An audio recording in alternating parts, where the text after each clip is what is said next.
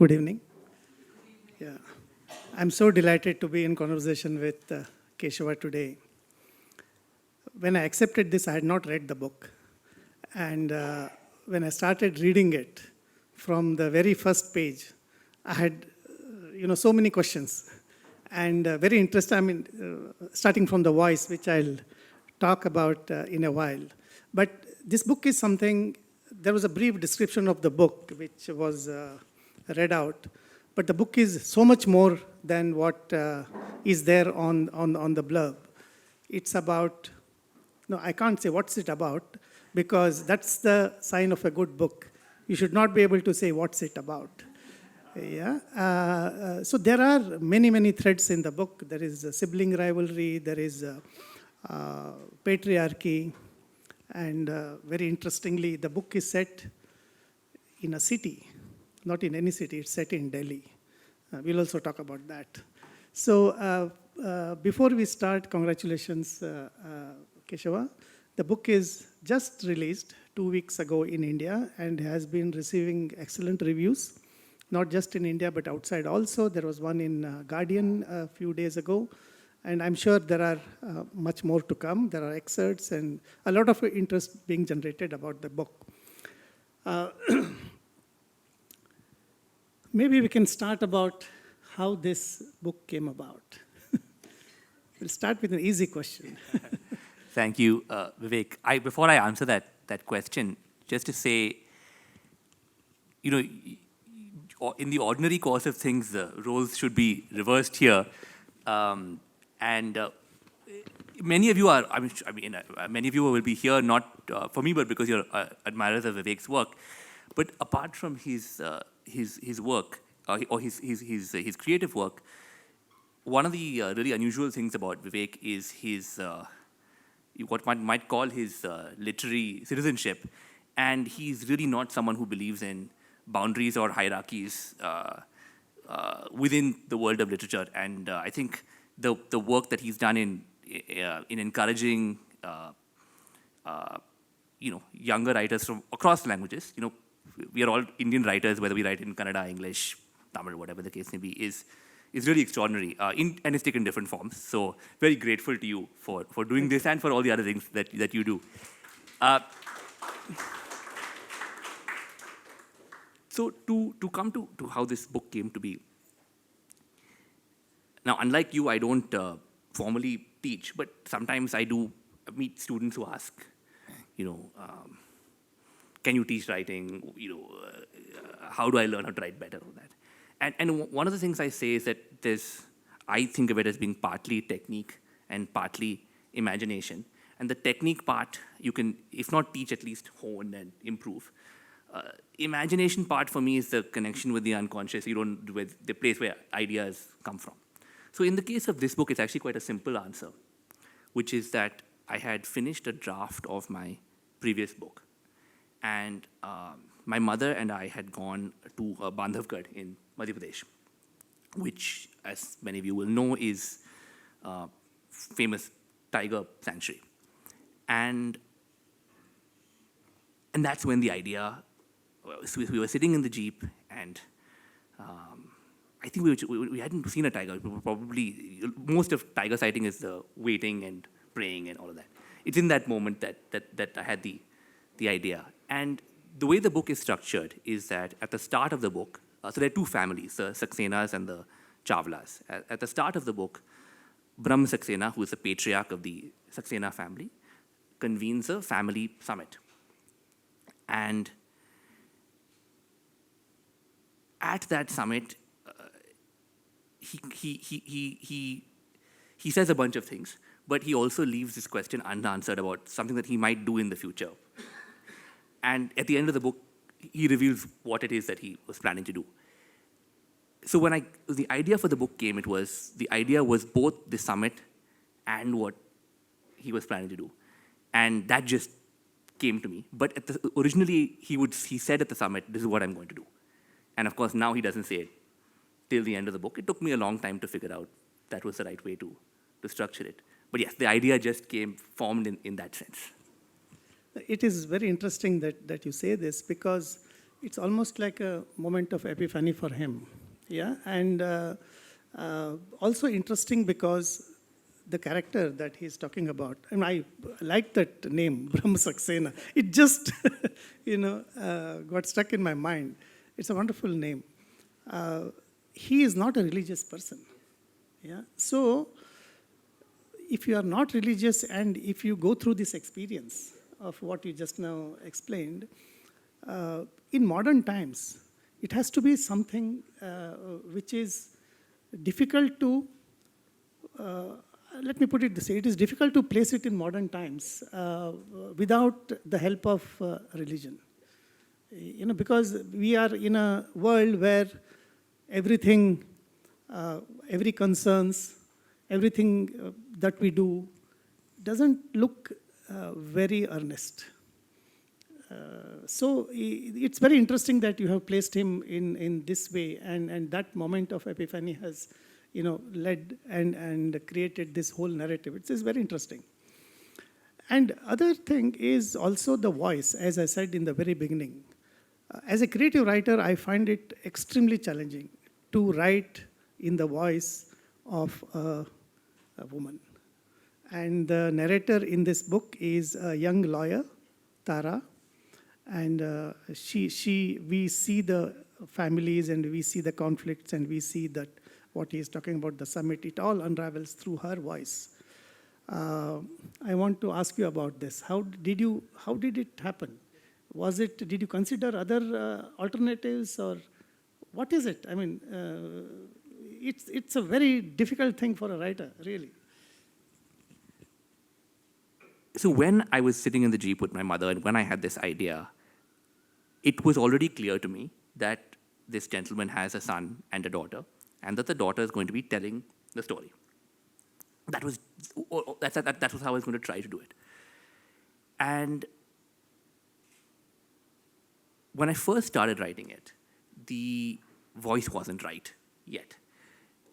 But I think it might be a kind of, I don't know if stubbornness is the right word, but you already anticipate people telling you that you shouldn't do it or you can't do it. And that makes you want to do it more. But I think it was also that I actually believe, as a matter of principle, that firstly, that people are more than certain identities. And also that if a woman can write well in a male voice, there's no reason why a man shouldn't be able to write in a female voice. One of my favorite novels is a novel called The Last Samurai by Helen DeWitt, who was a woman writing in the voice of an 8-year-old boy. And there are many other examples. That's just the one that comes to mind. And so I thought, okay, well, if they can do it, so can I. And then also I was aware that this game of fiction writing, the world of fiction is a feminine world. I mean, it's 80% of the readers, 80% of the editors, 80% of the agents. So if you don't get it right, someone will definitely tell you.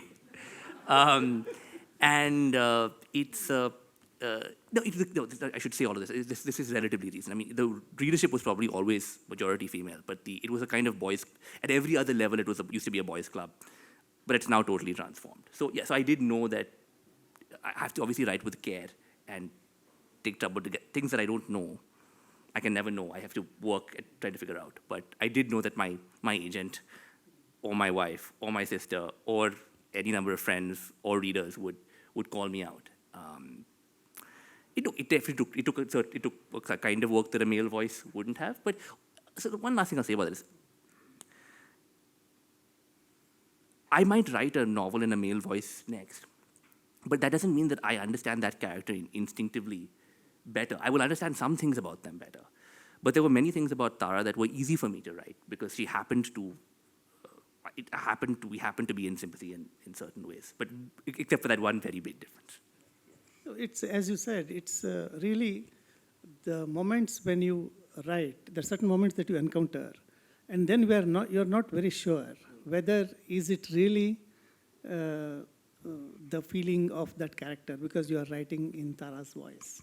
that kind of bit of anxiety. I'm talking to you as a creative writer, because there's always this anxiety.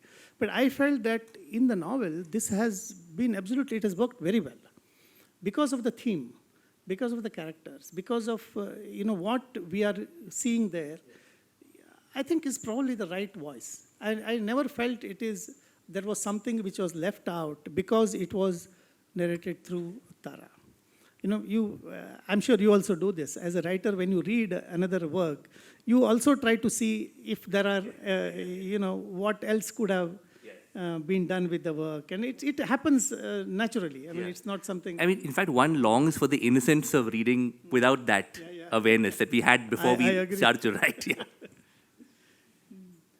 But is there anything otherwise that gave you this confidence to write in... I think in a biographical sense, I grew up in a home and a world that was dominated by women, by strong women, you could say. I mean, my family was very atypical in the sense. I mean, when we're explaining my career choices, my sister and I say that my father used to stay at home and write books, and my mother ran a business, and now we have both followed their paths. So that was definitely also probably a factor. I think a lot of my closest friends have always been women, and I've never been comfortable in a world that is all male or male dominated, and I've never really enjoyed those kinds of spaces. So probably all of those things also factored in. And talking about these characters, as you develop these characters, was there any point in time when you felt they went beyond the narrative and became a kind of, say, representative and grew beyond the story? Representative? Because what I mean is that it is like Tara. Yeah. You start telling the story of Tara, and then as you know, right, as a writer, as you go deeper and deeper, they go beyond you, beyond being Tara. Then Tara is representing something, right, which is when it becomes more universal. It is when it becomes... Yeah. So was there any experience like this, or was there any point of departure for Tara from your control? So I do think of the book, maybe of any book that I try to write, as a series of concentric circles. So at its core, it's about one person who's telling the story. She's the protagonist as well as the narrator. And then the family, and then the city, which we'll come to, and then the country, and then in a very real sense also the world. Yeah, I don't know if I have a good answer to Vivek to your question about that is one of those things which I feel like I may not be best placed to judge. Yeah, I think what I was definitely aware of was I didn't want these characters to be typical. So there's a way in which on the surface somebody might be. So Brahm Saxena is a very respectable chartered accountant with his own practice. And outwardly, he's very normal. Inwardly, as we know, he's not normal at all. And so I wanted to be careful of having characters seem like they were archetypes. And then we'll come to some of the younger men also, where that they do represent broader trends, but they also are, that making each of them individual is something that was always on my mind. Yeah. No, I agree with you. It is, I don't mean to say they have become very typical or something, but there is something that is in Tara. That is, you see a young woman, a young lawyer, and who is really questioning many of the values that are there in the family, not only in her family, but also when she interacts with her friend Lila. Yeah. See, the story is there are two families which are juxtaposed, and there is a crisis in both the families. And that's how Tara, who is a lawyer, is trying to help her friend Lila to come out of that crisis. But actually, there is a crisis in Tara's life as well. And we see that in her responses to Lila and Lila's responses to Tara, that we see the story moving forward. No, that's how the characters are built.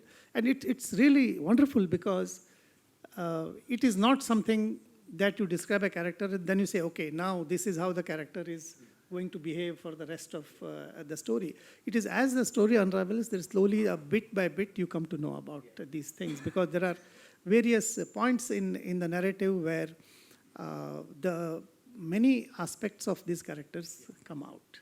And it's very interesting narrative in that sense. I should say just on that part of what's happening over the course of the book is that the reader is getting to know these characters because Tara is getting to know these characters. So, for example, one of the questions in the book is, how well do we know the people in our own families? Because we think we know them better than anybody else does, but we might have stopped paying attention to them a long time ago because we think we know them so well. And so Tara's getting to know or not getting to know her brother. Lila is perhaps not getting to know her brother. So it's not just the reader. The reader is discovering the characters as Tara is also discovering or failing to discover. And also the characters the families are, at least one of the families is fairly rich. Yeah. And in rich families, till the relationships are not tested, till it comes to the point of division of property. So it is very interesting that how this thing develops, because there is so much space for them to play around. And you have done it very well. Yeah. I should just say, look, obviously he's talking about a novel which most people haven't read. So Vivek mentioned a crisis in both the families. So, and it's right at the start of the book, so I'm not spoiling the plot. So the Saksenas, what happens is that Brahm Saxena has this family summit, and I'm slightly simplifying it, but he basically threatens to not leave anything to his children. And he doesn't say what he's going to do, but the implied thing is that he's going to give it all away. To charity, crudely put, to charity. And so this sets off a crisis because his son had counted on his fortunes being dependent on this inheritance. Brahm Saxena has never had all that much, he's never been very rich in a liquid sense. But he's, someone who is very frugal and quietly acquired lots of properties and bought at the right time. And so relative to his income, he's actually worth a lot of money. And in the other family, Mr. Chawla dies, and he leaves everything to his wife in the short term. But then that sets off a battle between his two children. And so as you say, yes, these relationships have not been tested, and now they are really being tested. Which character did you enjoy most writing? So there's two. They're both men, actually. So one is Brahm Saxena, because I think and you alluded to this earlier, but in the context, India is a very religious country, of course, but parts of India have really secularized. And even the pattern of, I would say, even the pattern of people who might be identified as religious is also undergone a process. I don't want to sound too academic, but what I mean here is that if you read a novel like Ananthamurthy's Samskara, there's this. It is embedded in a world that has existed in some form for many centuries. And there is that, yes, modernity is coming in. But here, modernity has completely arrived. And so the forms that religion take are totally different from what people have no clue what rituals they're supposed to do or what their great-grandparents did and all of that. So Brahm Saxena, with his kind of inner conviction, maybe a certain kind of mystical experience that he represents, is also unfamiliar for me, for probably people my age. And so he was, I think, and also you have to convince the reader. The reader has to believe in him. And if someone who is possibly crazy, it's not that is a challenge. The other is Kunal, and I tell a brief story there, which is, so Kunal is if this were a old-fashioned Bollywood movie, he's the villain. It isn't an old-fashioned Bollywood movie, but so he isn't. But he is a kind of antagonist. Kunal is the younger brother of Tara's friend, Lila. And when I first started to write Kunal, he was too much of a villain. And what happened was, I went to see a friend of mine who I think is here, who's a lawyer, and I wanted to ask him about certain legal aspects of the book. And along with being a lawyer, he's also an artist, so he's a creative person. And he said, listen, no, you tell me about the story. And And I told him about the story. He said, no, you've got this wrong. Forget about the legal aspects. This guy is too much of a cartoon character. You have to make him more complex. He hadn't read the book, but he was absolutely, absolutely right. And that's what led me to go back and think, okay, I have to really engage with, I have to make him more interesting. Tara has to be interested in him. And we have to also find him compelling and not just nasty. And a few people have actually messaged me saying, we started out the book hating him, and by the end of the book, we didn't like him, but we were at least intrigued by him or saw things from his point of view to some degree. So Kunal's, is someone who, he is anti-feminist, to put it mildly, and represents a kind of backlash against feminism. But he's also somebody who has a lot of force of personality. It's not black and white. No, yeah. Absolutely, yeah.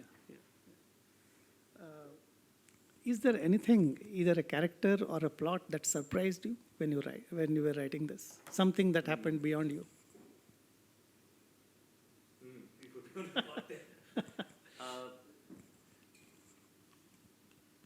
Yeah, there's something. It's not. I think even though I hope the book is funny, and also the book really changed as it was being written. It was originally meant to be much more satirical, and I think it became more earnest as it went along, and there was more idealism and earnestness to kind of balance out the satirical edge. And the reason, look, when you are writing about very rich people, the urge to be satirical is really strong. And especially in a place like Delhi where they're really walled off, and there's something absurd about Lutyens' Delhi in particular. But while that is there, but that was not a conscious choice I made. That was just as I wrote, I found that it came along. And I think also Tara's, although she's quite a cool, detached person, I think she is much less cool and detached than maybe I sought out to make her. And so and of course in Kunal I've already alluded to. That's somebody who really changed relative to my original conception. My conversations with Keshava has always been very serious. But this book, there is so much humor in it. Even in the first book, I think it's a style which is which I like very much. There's something that every few pages, you will keep smiling. It's because it is not a humor which is intentional. It is about observations of a certain kind. Because then you see the world, you see the characters from a slightly different angle. So that's really very interesting, and I enjoyed that very much. Shall we do some reading? Sure. Yeah. So I'm just going to read a pretty short section, which is not, I think, one of the funnier ones, but it's. I know we're going to talk about this more, but this is a book that's really about Delhi, and in particular, one of the aspects of Delhi that it brings alive is the human-created geography of Delhi, shall we say, which is Delhi, not Delhi as it would have been if there was no city there, but Delhi as it is now, whether that's the climate or the pollution, or in the case of what we're about to hear about, a mountain of trash. And so just to set the scene for you, so at the start of the book, Brahm Saxena has his summit, as I mentioned. And the reason why he threatens to give everything away to charity is he has had a kind of ecological awakening. And he is just appalled by what, he suddenly wakes up one day, and well, it seems like he's woken up one day and said, what on earth is going on in the world? And his philosophical position is that the problem is that human beings have decided that they stand above life, and that they want to dominate and master, and they have just forgotten that they are animals like other species. And his children are not very interested in any of this, but he and his daughter are very, very close. And so Tara says to him, I want to understand better where you're coming from. Like, how did you come to this worldview? And so in this scene, he's taking her to see this, as I said, literally, mountain of trash. Let me just...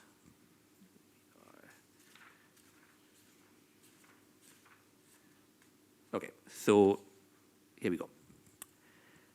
At Govindpuri metro station, Baba walked to the row of autos and got into the first one, which was empty. When the driver arrived, Baba said, "Take us to the mountain of trash."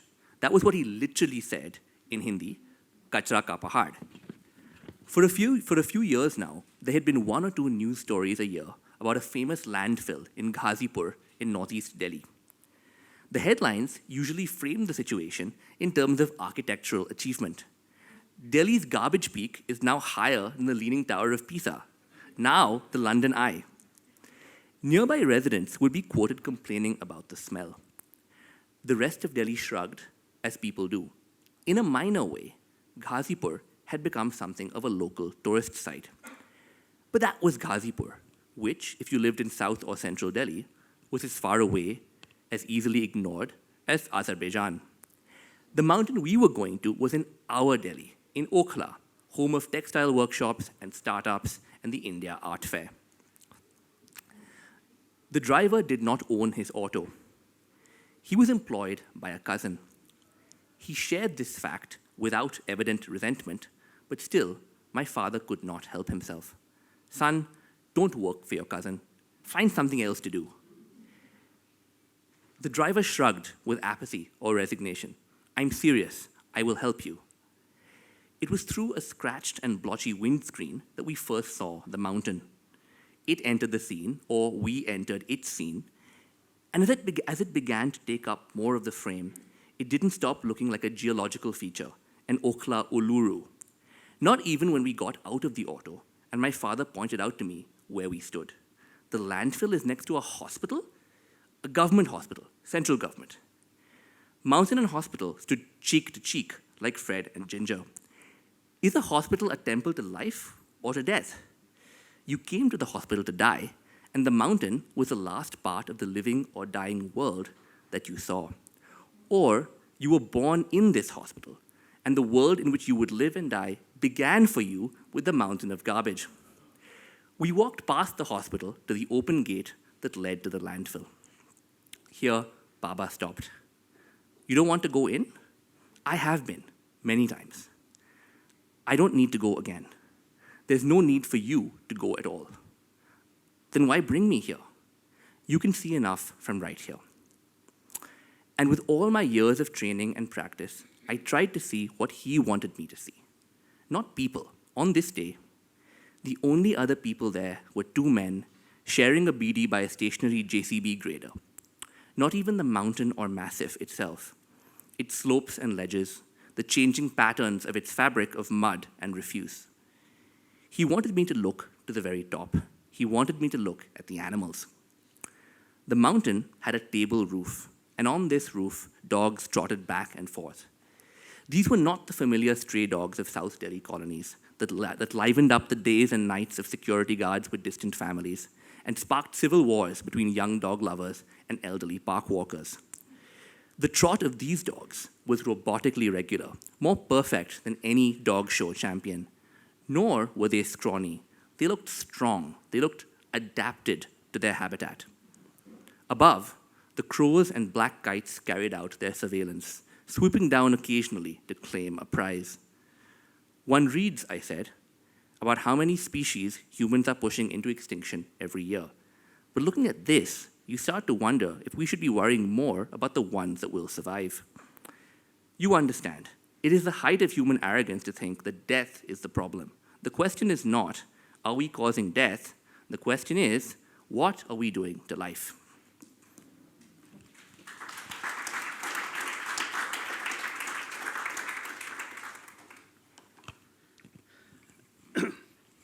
There is this concern for environment all through in different ways.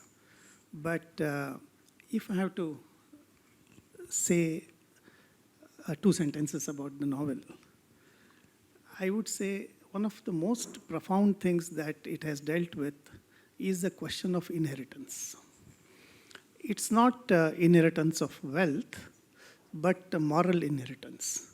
And it is also the question at the center of all the environmental movements and this and that we talk about, because it's a very age-old question, that relationship between civilizations and nature, and how it has been dealt with.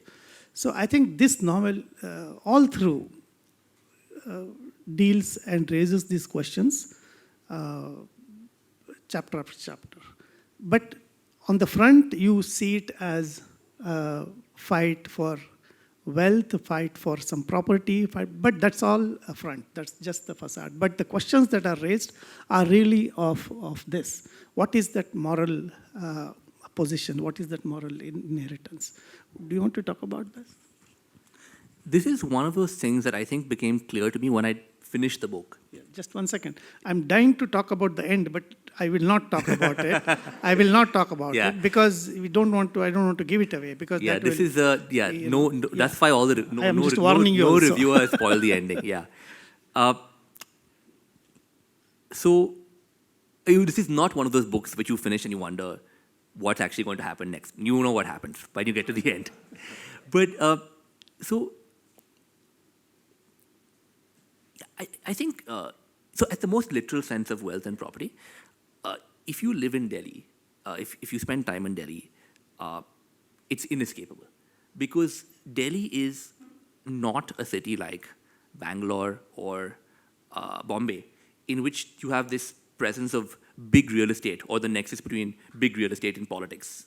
It's much more a situation of individual plots of land that are worth 20 times what somebody's would ever earn in a lifetime, because by pure accident. And so families' net worth is concentrated in this plot of land, which they're going to turn into 4 flats. And then that site of that plot of land, and it was built for one family, then that family had 2 children, now you got grandchildren. It's such a powerful force in Delhi. But I was also, I think, very interested in something else, which is how do we Indians think about the future? I really don't think we think about, as I've said before, I don't think we think about the past very much. But it's often said, for example, that it's, people say that if you're asked, why don't you give more to charity? That I can't, because it doesn't belong to me. It belongs to not just to my children, not just to my grandchildren, but to people who haven't been born yet. This is, I think, quite a distinctively Indian view that you don't really see elsewhere. But that you don't see then applied to, okay, what about this earth that we might be giving? Now, of course, Brahm Saxena, interestingly, is very critical of the position that we should be thinking about being custodians of the earth for future generations. Because he says that you're still putting humans first. Why are you only thinking about humans who haven't been born yet? And you've got to take a further step back and stop thinking as a human. I suppose maybe he's also thinking you could be reborn as someone who isn't a human. But there is, to me, this deep tension between the fact that we are preserving wealth for future generations, or creating wealth for future generations, not spending today for future generations, but engaged in this very rapid project of making the country unlivable for future generations. And every country may be doing the latter, but only we believe the former and do the latter. That's, if you come from if you don't believe that you owe anything to future generations, that's different. To moral inheritance. So I think Tara is very concerned with that question of inheritance of values, because she would like to think, I think, that she carries forth her father's values. And one of the things that happens at the start of the book is she's never thought about ecology or environment before really in her life. And so she has to think about, oh, wait, so my father now believes this. What does that mean for me, who has always hoped to inherit his values and to be the inheritor, because she thinks her brother is not worthy of being this kind of moral inheritor. And both these families started from zero. That's right, yes. That's a very important... So they both start from zero, because Brahm Saxena grows up in rural UP just outside Allahabad, comes to Delhi. He's very good with numbers. He educates himself. He becomes a CA. He goes through lots of, difficulties along the way. And Mr. Chawla, whose name I think we never learn, he is like so many people. His family comes to Delhi in 1947. And so they literally start from zero. They have skills. I mean, they were kind of middle class back in West Punjab. But yes, in Delhi, they literally start from zero. I was about to ask you why Delhi, but I think you already answered that. But No, if you want to say more about it. I'll say one thing about that, yeah. which is that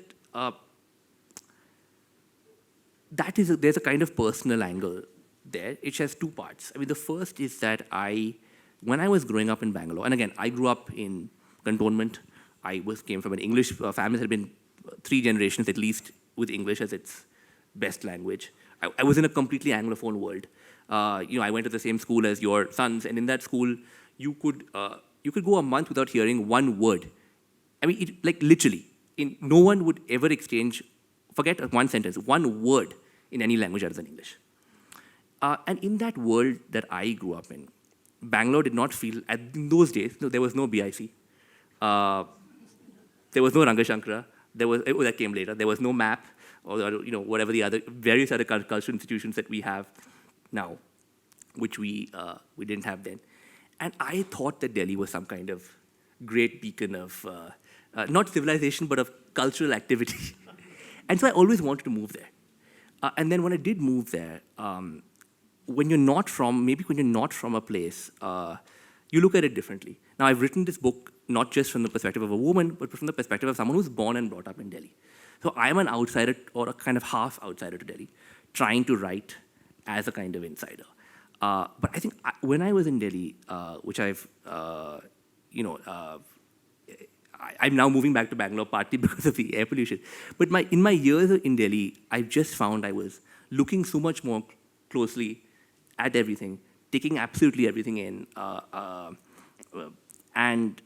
and one of the things that I think I feel happy about with this book is that the readers from Delhi, I have yet to find one person who quibbled with something or the other.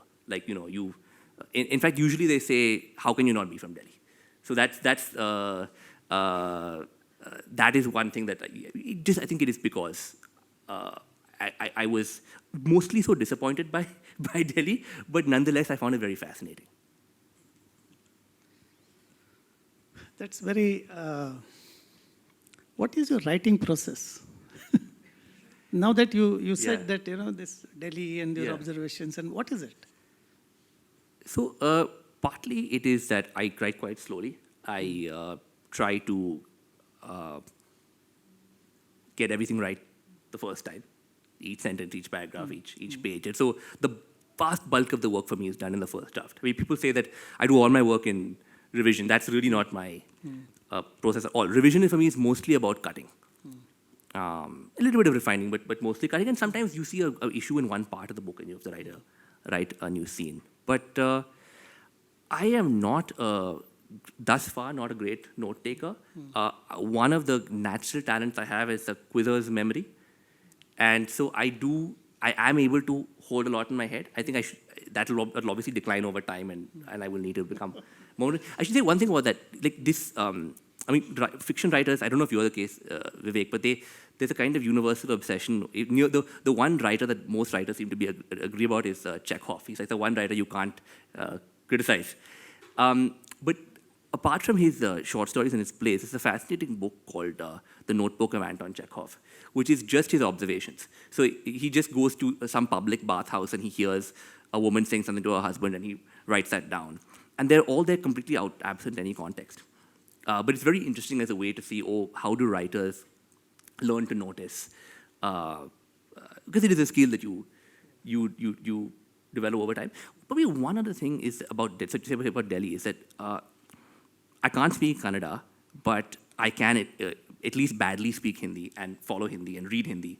And that meant that I could have much more of a kind of a deeper engagement with Delhi than I had ever had with Bangalore. See, what has been your journey from first book to the second book? Yeah. Because that is set in completely different, this is world apart. That's right. So the first book, about 80% of it was set in Boston, about 20% of it was set in Bangalore.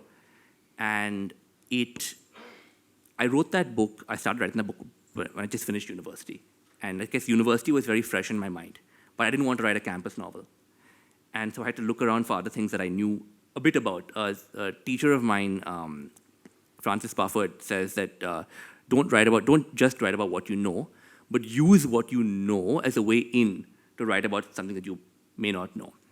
So that you're not just totally fumbling around in the dark. I found this book much easier to write.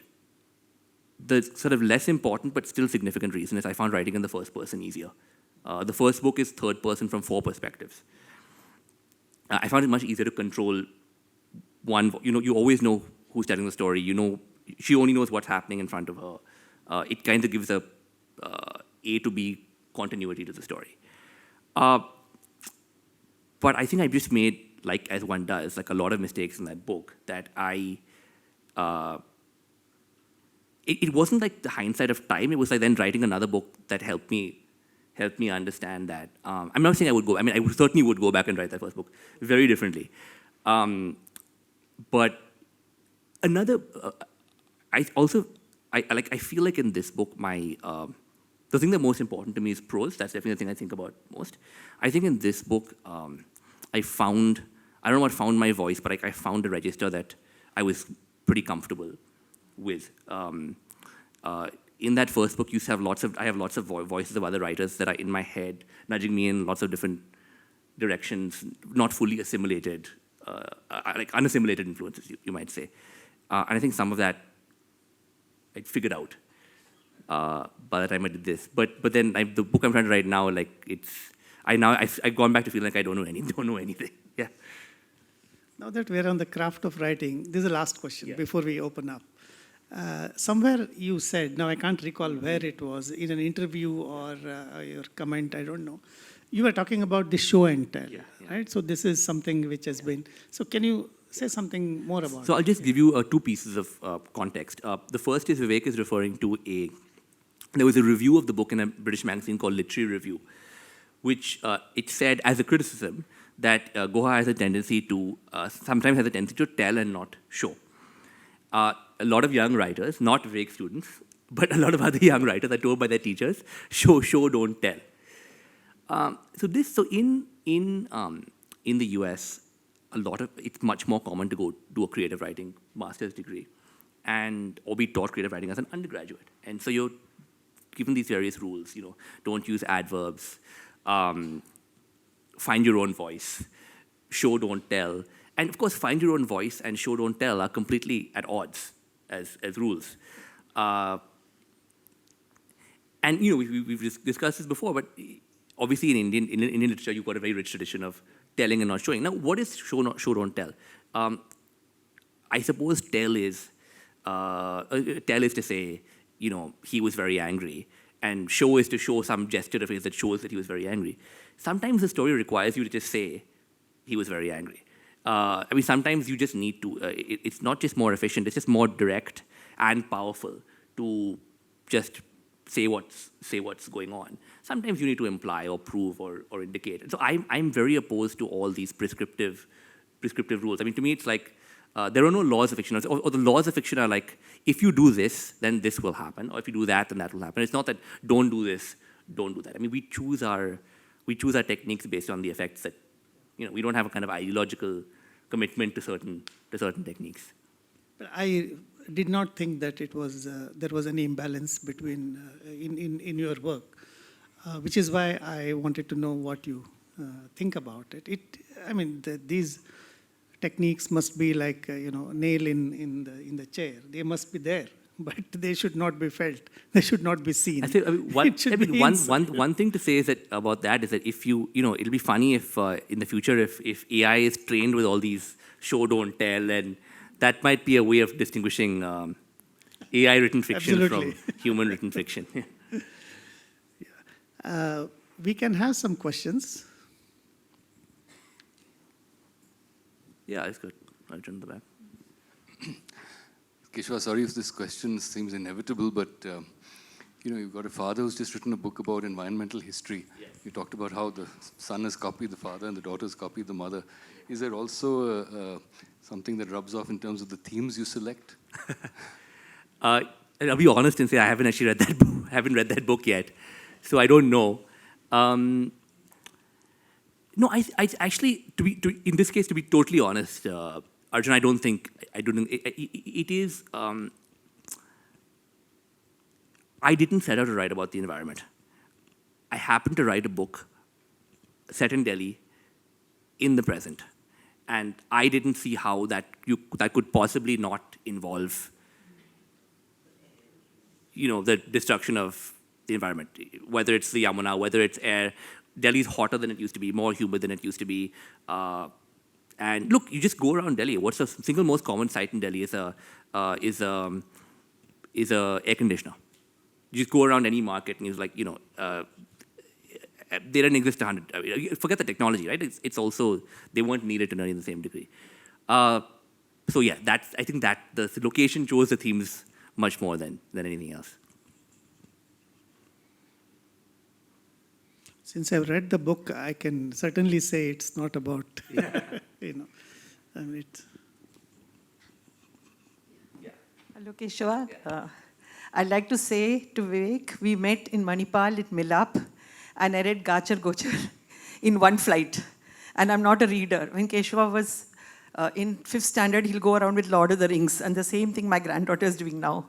So I'd like to say I'm so glad I'm here. My mother used to be very scared to talk when my brother was talking, so I picked up courage to talk. And I want to answer Arjun's question that boys usually acknowledge their mothers. So probably his dad came into his subconscious as environment. I give Ram Guha the credit, because when my son threw fruity into the river in Dandeli, Keshava, Ram suddenly started shouting at Karthik. And I was thinking, why is Ram shouting at a 5-year-old? So I want to tell you, your dad came into your subconscious. Thank you, Ate. Yeah. Here? Questions, right? There are. There's a bunch of questions, yeah. Can you please give the mic here on this side?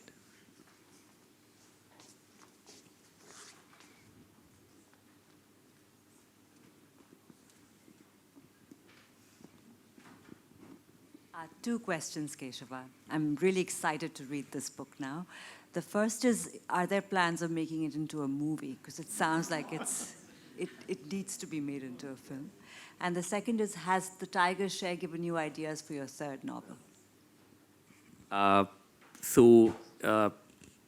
In order, well, it's not up to me. I mean, I'd love for it to be a movie.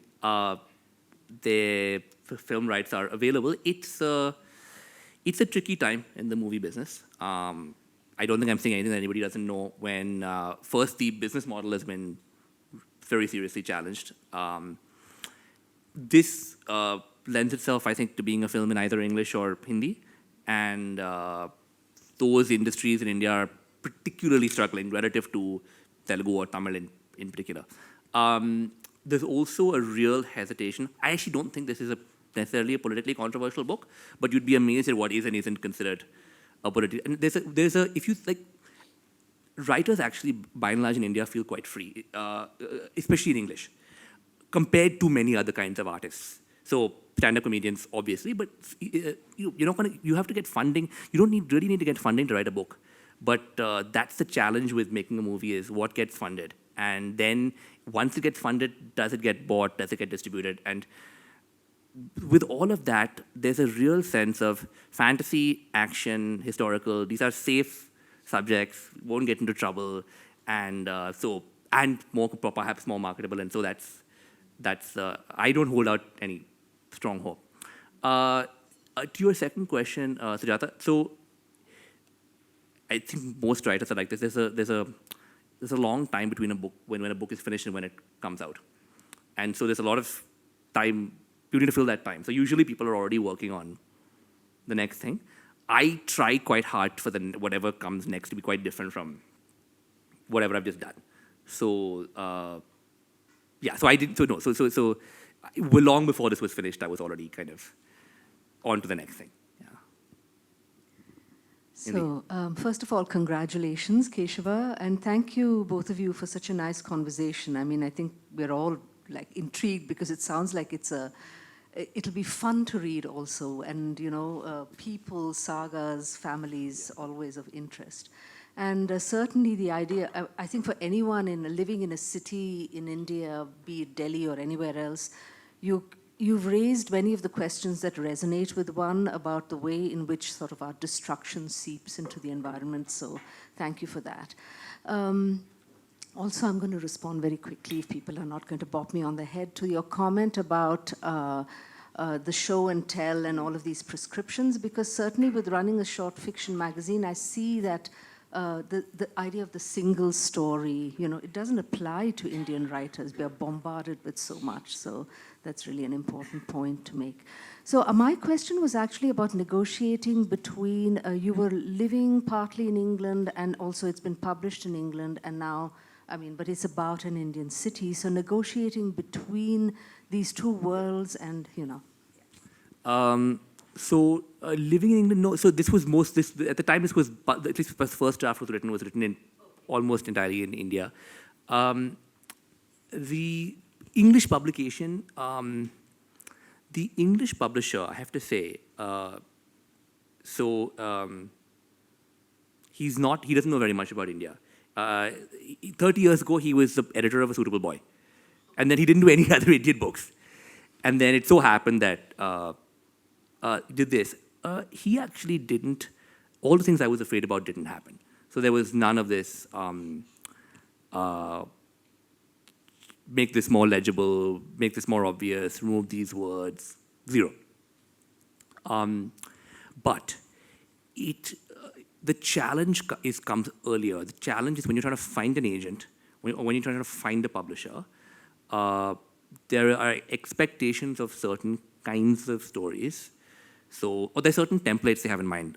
The most powerful of which is the film Slumdog Millionaire and the novel The White Tiger.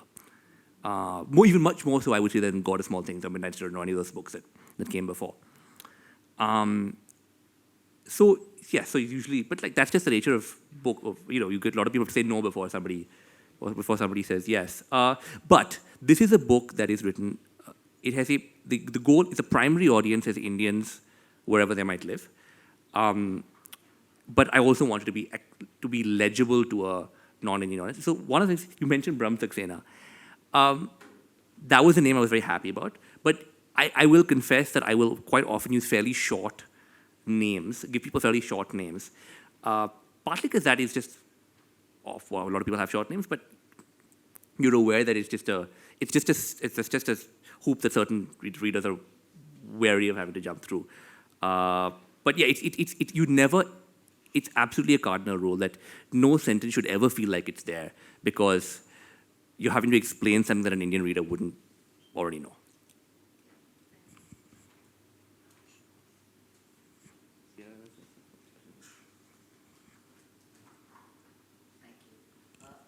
To ask you how many years you lived in Delhi in all, Keshav?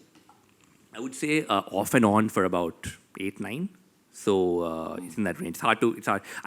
Very often I was only there for part of the year, so it's hard to give an exact number. But well, I lived 14 years in Delhi overall, so I'm sure I'll enjoy reading your novel. A lot of the themes I sort of resonate already with me. Thank you. Thank you. There at the back, Manish. Manish, yeah.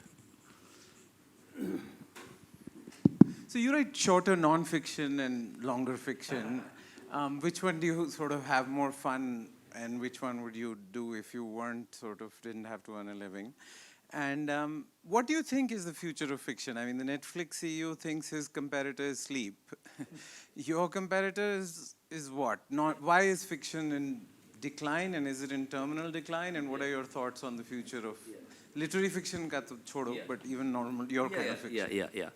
No, that literary fiction part is important. I'll come down. I'm going to give a longer answer because it's a very important question that Manish had asked. First to your point about non-fiction. So I find them completely different. I have, for the time being, I'm not really writing non-fiction because That's a longer story, but like I do it like it's like, I will come back to it. But when I was doing it, so I used to write a lot of book reviews and I used to write about politics.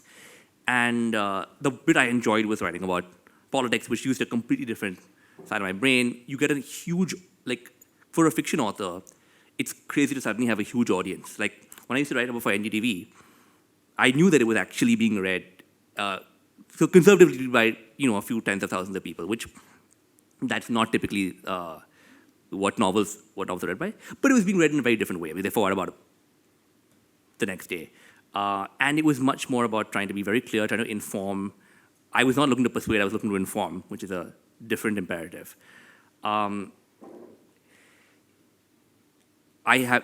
Shorter nonfiction, that's just a complete accident. It was a way of, it's also a way of getting your name out there, of earning a living, of lots of different things that are useful if you want to be an artist. Just as a business point, nonfiction is subject to many more ups and downs. The fiction audience is fairly stable. The people who read novels, I mean, it goes down slightly over time, but the people who read novels like to read novels.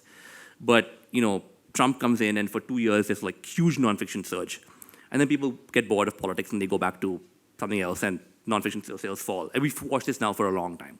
So it's a much more, interestingly, much more unstable business. Future of fiction. I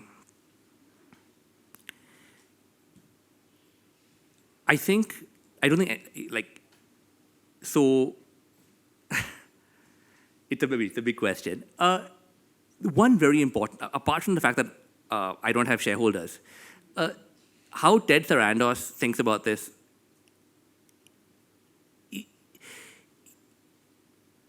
the stakes are very, very different. The primary motivations here are non-material and non-quantifiable. Anybody who thinks they're going to make a living writing literary novels is misinformed. There's like 5 people in the world who do it. I mean, I'm not. The numbers are literally on that order. I mean, there is currently only one author that I'm aware of who produces what one might call serious literature in English, who is a reliable bestseller. That's Sally Rooney. There is not one other person. If you take Chimamanda Adichie's income for this book and divide it over the 10 years it took her to write it, Los Angeles-based nurse practitioner will make much more money. It's not even close. So that's the economics of the book. You don't go into it to make a living. You either have independent means or you make a living doing something else. So once you're clear that you're doing that, then what are the motivations? You have an impulse, you want to create art. Will people read that art? It's held up better than a lot of other forms. So fiction has done much, from its old small base, it's done much better than cinema, which has lost a huge chunk of its audience. I think we have to get much better at telling people why they should do this. I think that don't tell them that it's good for you. Don't tell them it'll make you a better person. Don't tell them, you should don't, it's like, you don't make it thinking like, don't make it sound like you're going for a run because it'll be good for your resting heart rate, or so there's lots of very bad ways that we have got into of trying to sell what it is we do and why it matters. I just think it makes your life better. It makes your life significantly more pleasurable, but it's also, and here's where it is a bit like going for a run, in that it allows you to have more complex, more fully formed thoughts, to understand yourself and other people better. That may not make you a better person, that's a different thing, but it makes your experience of the world, I think, much richer. I think enough people will be aware of that and will continue to have that experience, that it will stay alive in some form. I mean, I think Vivek is much more equipped to answer this because he also teaches undergraduates. To me, the really, really intense short current challenge is very simple. It's just attention. What I hear from friends who teach is their students can't read novels. They can only read short stories. And that is really recent. It's a way bigger challenge than some suppose it, like anything political or whatever. And that to me is just objectively bad. It's like just as cigarettes caused cancer, we're now robbing people of some very important capabilities which they used to have.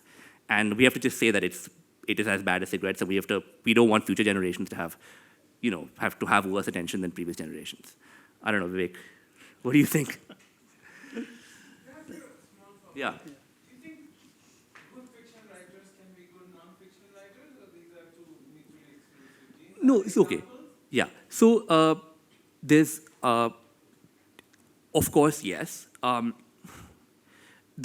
would distinguish between good fiction writers who bring a very similar sensibility to their non-fiction. So, like V.S. Naipaul's fiction and non-fiction increasingly over his career tended to merge. The more of his fiction came into the non-fiction, and the later novels were like barely distinguishable from memoir. You not so in Indian language, in Indian languages other than in English, and also in French and Spanish, you have a real tradition of novelists who are also political commentators or social commentators. That, for some reason, is not a thing in Britain and America. I don't really know why. So, but like Mario Vargas Llosa, who died a couple of weeks ago, was a political columnist in El País. He was not writing about literature. And obviously in India, I mean, again, Vivek knows much more about this than I do, but very important interventions on social and political questions by fiction writers. So yeah, absolutely, they can.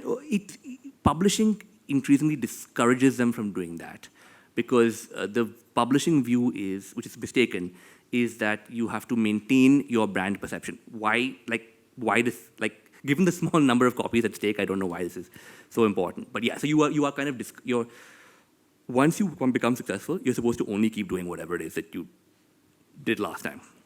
So if you are a novelist, you will not be encouraged to then start writing nonfiction, usually. Unless your book stops selling, in which case it'll be like, no, now go write nonfiction to save your career. Yeah, in Indian languages, I mean, including Kannada, there is a lot of non-fiction. Fiction writers have written and have been writing a lot of non-fiction. And for the reasons that Keshava just now elaborated. Very few people who are critics, who are classified, who are critics, they are the ones who write only criticism. But non-fiction, the best non-fiction has come from many fiction writers. In Kannada, at least, I know that. Yeah. And how do you feel about the future of fiction, Vic? I think, person reading fiction has better imagination to understand the world than the person who doesn't read. It really feeds in a lot to our imagination of life, of everything of the world. And I think that need will never end.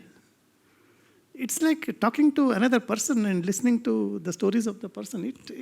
I don't think that need will ever end. You may generate it from various sources.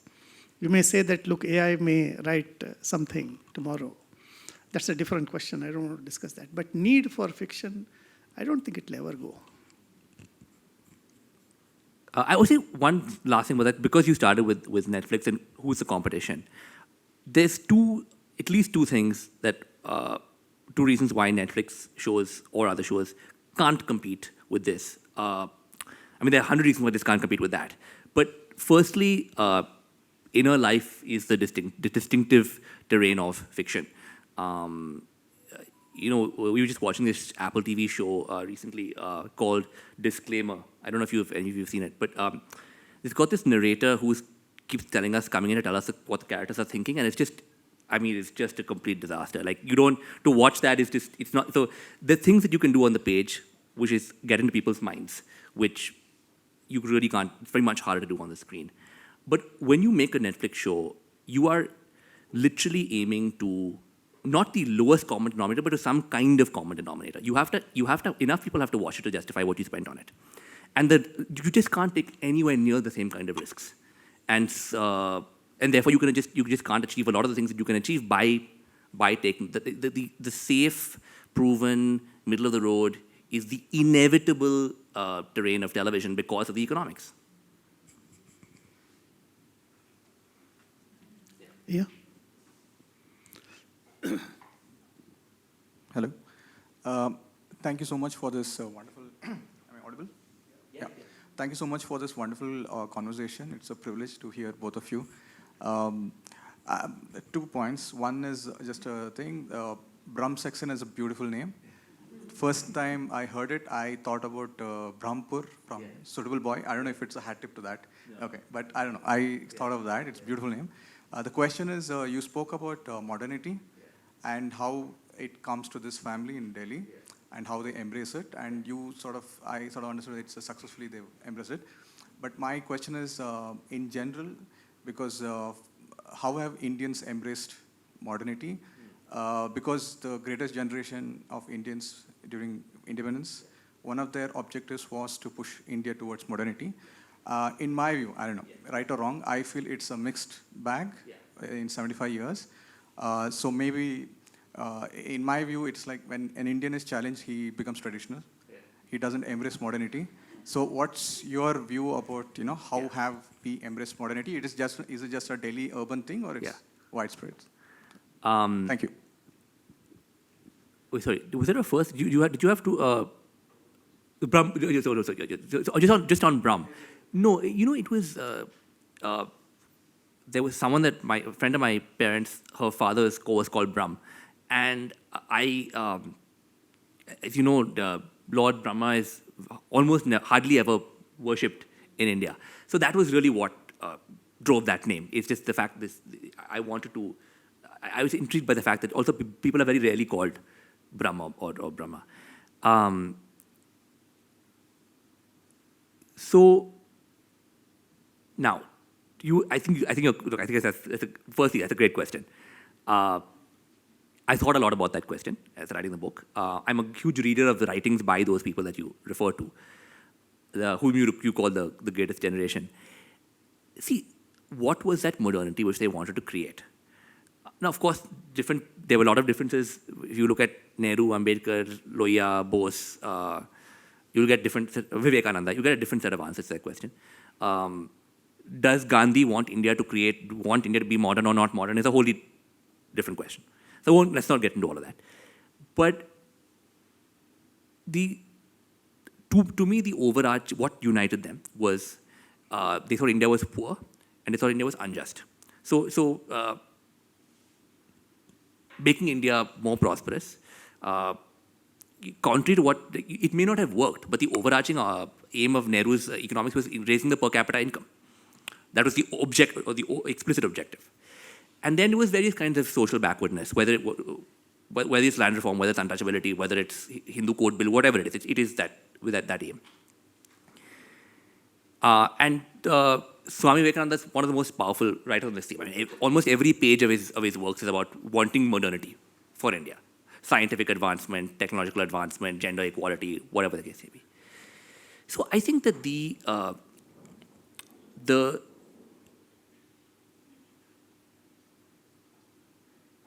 in the sense in which this book is about modernity, one of its features is, of course, women becoming ambitious, assertive, successful.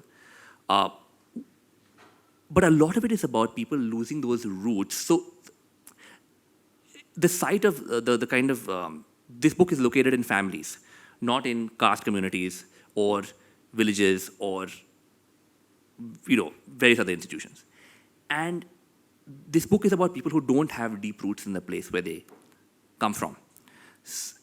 And in the case of the younger generation, when Kunal is challenged, he does exactly what you describe. He refers to tradition. But that tradition is one that he's kind of constructed for himself in a self-serving way. It's more of an excuse rather than something which he has a kind of sure relationship to. And one could even argue that the appeal tradition is an aspect of, a kind of vague appeal tradition is an aspect of modernity. But different parts of India react to modernity in different ways. People here in this book mostly speak English. They all live in a city. The real difference between them, I think what would appall the greatest generation about them is just how materialistic they are. Their conception of modernity is entirely to do with material acquisition and competition. Now, is that the inevitable consequence of modernity? That's certainly above my pay grade. But that is, yes, it is certainly different from the modernity that was envisioned by the people that you refer to. Do you want to add anything, Vivek? No, I think it's perfect. Yeah, Keshav, thank you both of you, Vivek and Keshav, for a lovely evening. My question is, who are the writers who influenced you? And who are the writers in India that you look up to? So, influence, conscious and unconscious, is always hard to pass. I think at a very formative stage, so like when I was in high school, a huge influence was with the two Philips, Philip Roth and Philip Larkin. I think Philip Roth, because he made literature seem, a kind of classic form of the novel seem very energetic and vital and fresh, and made you think that it could be as exciting as a Tarantino film. To another thing that I was interested in at that age. Philip Larkin, just about finding the absolutely perfect phrase for your thoughts. I mean, that's like the challenge that when you set out to try to write a sentence or write a paragraph. I find reading poetry very helpful because they actually are constantly striving for that ideal which prose writers can almost never achieve. And also with both the Philip Roth and Larkin, the constant presence of humor and irony despite bleakness or pessimism. Subsequently, Penelope Fitzgerald is a great favorite of mine, and particularly on this book. Although I think anyone who read her work might not recognize it. A writer called Shirley Hazard, who was Australian, although she hardly lived in Australia. She lived most of her life. She grew up in Hong Kong, and then she spent her life in the US and in Italy. But she had this absolute commitment to kind of perfection of prose. Her style is very different. It's much more baroque and all of that. But she's one person. She only wrote 5 novels, and only 2 of them are really very good. But I always those are I just know so many of those phrases and sentences by heart, and she's always committed to finding a better way of thinking better, of being more imaginatively, of strengthening your imaginative ability to understand other people. It's that kind of she's the ultimate perfectionist, I would say, and I find her to be a great example. A lot of the contemporary writers, I'll come to India in a second, that I like are people who are funny. So Joseph O'Neill, who wrote a novel called Netherland that some of you will have read, kind of earnest novel about cricket. He then wrote 2 black comedies afterwards that I actually much prefer. Helen DeWitt, who wrote the book about an 8-year-old boy, I think she's an absolute genius. I think she's my favorite sort of English language living writer for sure. Incredibly funny. And with India, in the English language, I think most of my favorite books are actually nonfiction. So to choose one example, which I think can answer much better than I can, the question the early gentleman asked, M.N. Srinivas's Social Change in Modern India, which in just about 200 pages, and it's a set of lectures given in the early 1960s. Like every single paragraph, you're like, wow, this explains everything. Another name I'll mention, and I'll declare a personal interest here. This is a non-fiction writer because I used to publish him when I was at Juggernaut. Is a writer called Gyan Chaturvedi. Dr. Chaturvedi lives in Madhya Pradesh. He's written a number of satirical novels in Hindi. Again, black comedies, I would say. But the thing about comedy is that you need the right translator.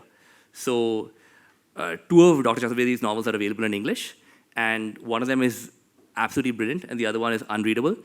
And it's just to do with who was the translator. One person knew how to translate his prose, and the other didn't. But he is someone I think that if you can read Hindi, obviously read him in Hindi. There's a book that isn't out in English, but it's an amazing satire of life as a medical student in the hospital world in Madhya Pradesh. You'll never want to go to a hospital again. But he is just one of the funniest and most perceptive writers, I think, in our country. That a lot of very famous in Hindi and almost nobody knows him who doesn't read Hindi. But Alipura is the one that I published, which I think is a good translation. Yeah.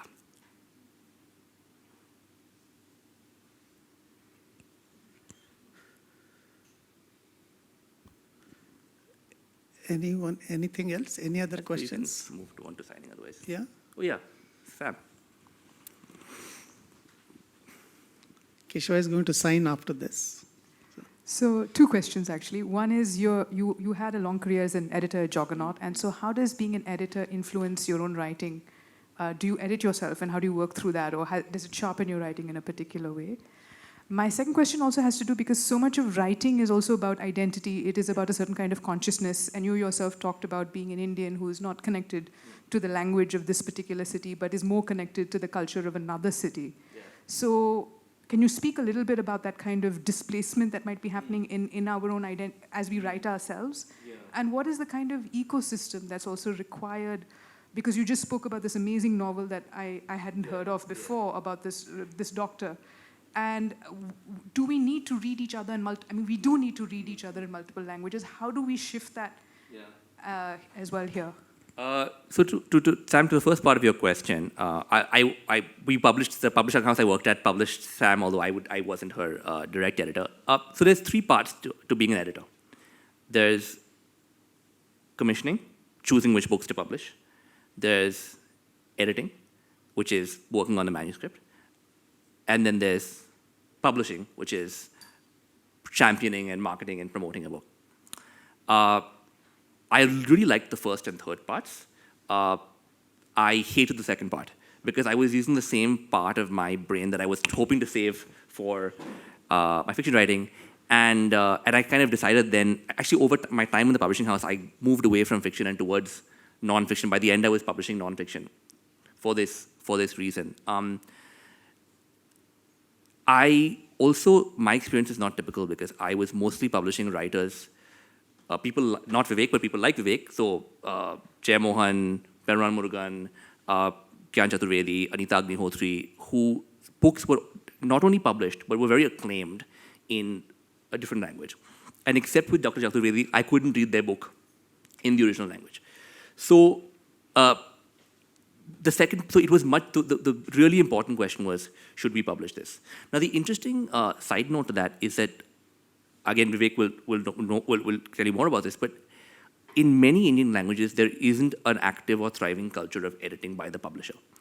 And so one of my authors, who is a very famous Malayalam writer, said he had never been edited in his life. And he said, this book has come out in Malayalam, but can you actually edit it?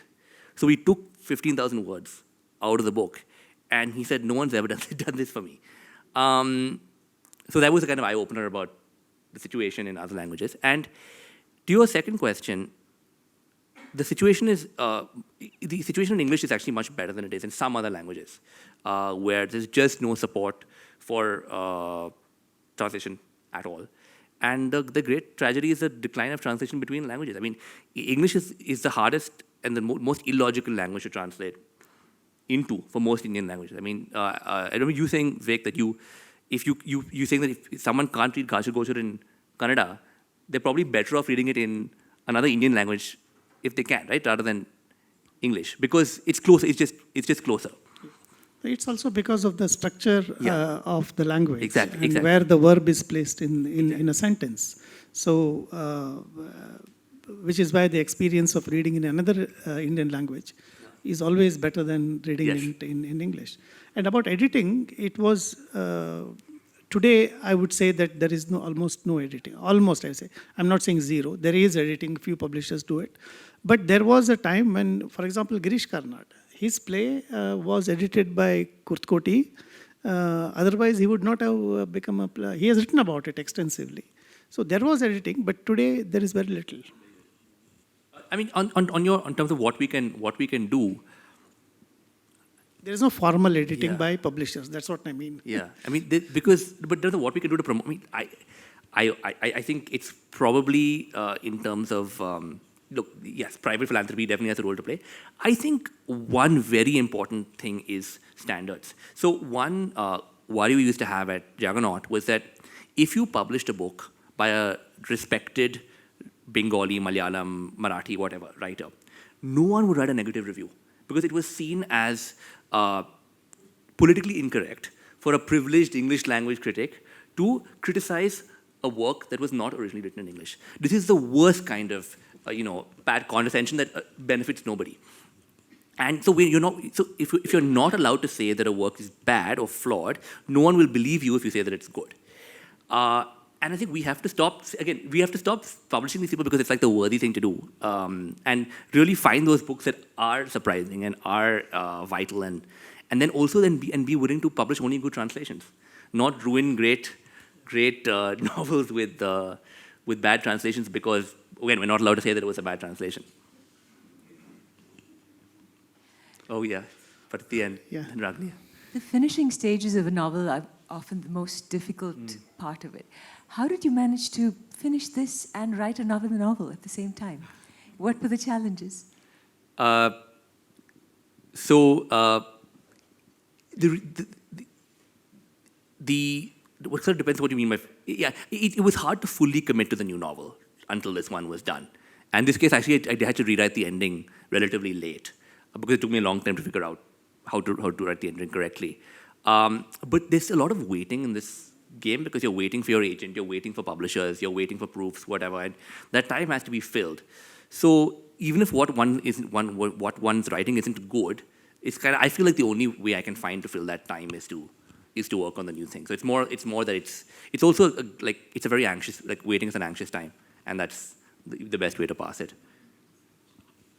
Ragini. Hi, Keshava, thanks for this fascinating, it's been lovely listening to both of you. My question is actually to do with heart versus head. So as a writer of fiction, I was in fact asked just yesterday by somebody, how do you define a creative person? And my answer straight off the bat was, a creative person thinks with his or her heart. So as a writer of fiction, how much would you say that what is important and how do you handle that? Because again, like any work of art, I'm sure you would agree that what the art actually is the relationship between the artist and the viewer, something that happens in between. So to me, in a book, the language, the silences in the language, the beauty of the language is very evocative, and that's what makes a book for me. So how much would you say heart is important compared to head? I mean, we can certainly think of writers who are more head than heart. But yes, in general, I agree with you. I mean, that's partly why, to Manish's earlier question, I found writing nonfiction, writing about politics to be very different. I found it was using a different head over heart, or different part of the brain. But I don't know. I think I'm not. I'm so invested in this small question of trying to get some very small thing right that I tend to not I tend to lose sight of these bigger things of what one might be doing. But no, I completely agree with you. I think both are necessary. For example, in this book, the question of modernity that he raised, in this novel, you don't see religion at the front. Yeah. So the question of conflict, which we normally discuss in the context of modernity, and because you have a religious mind or a background or whatever, does not arise here. You can't write without thinking about it. You have to, there is a lot of intellectual input that has to go in creating fiction. It is, of course it is hard, but you do it because it is so much necessary. And also Manish's question about the future of fiction, it's because we don't understand experiences in non-fiction. It is not possible to articulate in language. So we write non-fiction because it is mostly suggestive. Yeah, it is, we say something, we mean something else. So that's why the fiction is so important. And it will not die. So I think it's both. It is, I feel fiction writers are think a lot. They are really the intellectual, because unless you do that kind of thinking, as I gave that example, it is not possible for you to deal with things. It will fall flat otherwise. You talk of heart and head. What about gut? Yeah. So the women, I think, and the women in this book are very contemptuous of that because they say that's how Indian men justify their decision making. Like, you know, I know in my gut that this guy is the right person for me to hire. And so as Lila says, I have a functioning brain. I don't need a gut. I think we can close now. Yeah. Keshava will sign the books. Thank you very everyone. much. Thank you, Vivek. Thank you. Thank you, Keshava. Thanks. On behalf of PIC, once again, I'd like to thank Keshava and Vivek for their time and their session.